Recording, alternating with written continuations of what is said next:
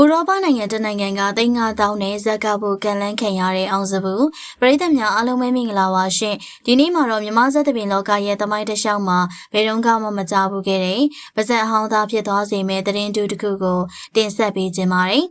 ဇက်သပင်ဆိုတာပြည်တွင်းမှာပဲကပြရတာမျိုးလို့ထင်ထားရင်တော့အဲ့ဒီအတွေးတွေကိုဖျောက်ဖျက်လိုက်ပါတော့။ဘာကြောင့်လဲဆိုတော့မင်းသားကျော်အောင်စဘူးကနိုင်ငံတကာအဆင့်ကိုတက်လှမ်းသွားခဲ့ပြီမလို့ပါ။အောင်စဘူးကိုဥရောပနိုင်ငံတစ်နိုင်ငံကသိန်းပေါင်း9000ကျော်နဲ့ဇက်ကဖို့အတွက်ကန့်လန့်လာပါတယ်။သိန်း9000ဆိုတဲ့ပမာဏကနေတဲ့ငွေကြေးမဟုတ်ပါဘူးနော်။ကျပ်ငွေဘီလီယံနဲ့ချီတဲ့ဒီပမာဏကြီးကိုပေးပြီးတော့ဥရောပနိုင်ငံတစ်ခုကမြန်မာဇက်မင်းသားတစ်လက်ကိုလာရောက်ကပြဖျော်ဖြေဖို့အတွက်ကန့်လန့်လိုက်တာပါ။မြန်မာလူမျိုးတွေရဲ့စိတ်ထဲမှာဇက်မင်းသားဆိုရင်ဖိုးချစ်စွမ်းစာနေမန္တလေးသိန်းစော်နဲ့တင်မောင်ဆန်းမင်းဝင်းတို့လောက်ကိုပဲထိတ်တန့်အဖြစ်သတ်မှတ်ထားတာပါသူတို့ရဲ့အောင်မြင်မှုသူတို့ရဲ့အနုပညာတတ်တမ်းနဲ့သူတို့ရရှိခဲ့တဲ့ဝင်ငွေတွေကစံချိန်တင်ခဲ့တာအမှန်ပါပဲဒါပေမဲ့ခေတ်ကာလရွေလျားလာတဲ့နဲ့အမျှရေစည်းကြောင်းအသစ်မှာအောင်စဘူးကဒီကနဝင်ဆရာသမားတွေတောင်မရရှိခဲ့ဘူးတဲ့ဒီအခွင့်အရေးကြီးကိုပိုင်ဆိုင်လိုက်တာပါဥရောပနိုင်ငံတွေကနေသိန်းတောင်းချီပေးပြီးတော့ကန်လန်းခံရတယ်ဆိုတာမြန်မာဇက်သပင်သမိုင်းမှာဒါပထမဆုံးအကြိမ်လို့တောင်ပြောလို့ရပါတယ်ဒီနေရာမှာမေကုန်းထုတ်ဆရာရှိလာပါတယ်ဘာလို့အောင်စဘူးကမှဒီလောက်ငွေပုံပေးပြီးတော့ခေါ်ချင်ရတာလဲပေါ့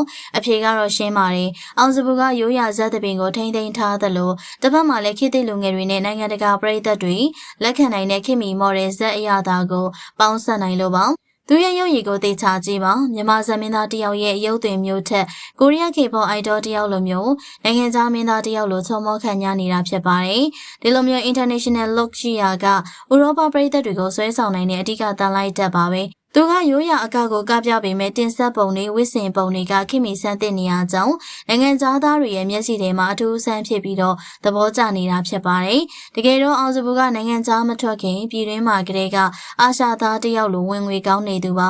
လက်ရှိပေါစင်အရာသူဇက်တညကပြယုံနဲ့ညကြီးနဲ့ပရိသတ်စုချငွေပေါင်းလိုက်မယ်ဆိုရင်3500ဝန်းကျင်ထိနေ့စဉ်ဝင်ငွေရှိနေရပါ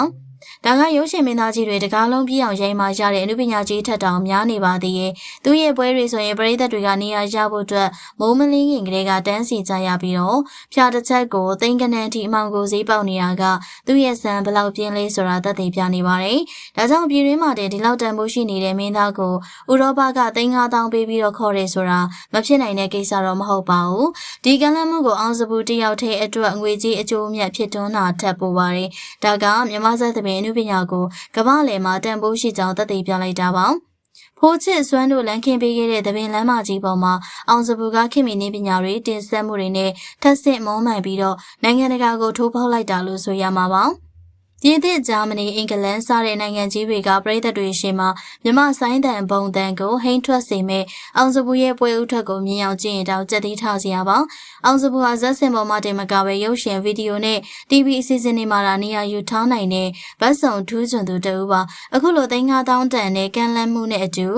ဥရောပကိုခြေဆက်မဲ့သူ့ရဲ့ခြေလမ်းတွေကမြန်မာနုပညာလောကအတွက်ဂုဏ်ယူစရာမှတ်တိုင်အသစ်တစ်ခုဖြစ်လာမှသိချပါပဲကဲပရိသတ်ကြီးတို့ရောဥရောပနိုင်ငံကနေသိန်း9000နဲ့ကန်လန်းခံရတဲ့အောင်စဘူးရဲ့အောင်မြင်မှုပေါ်မှာဘယ်လိုမြင်ကြလဲမိမိတို့ရဲ့အမြင်လေးတွေကိုမှတ်ချက်မှာဝင်ရောက်ဆွေးနွေးပေးပါအောင်နော်ကြည့်ရှုပေးရတဲ့အတွက်အားလုံးကိုကျေးဇူးတင်ပါတယ်ရှင်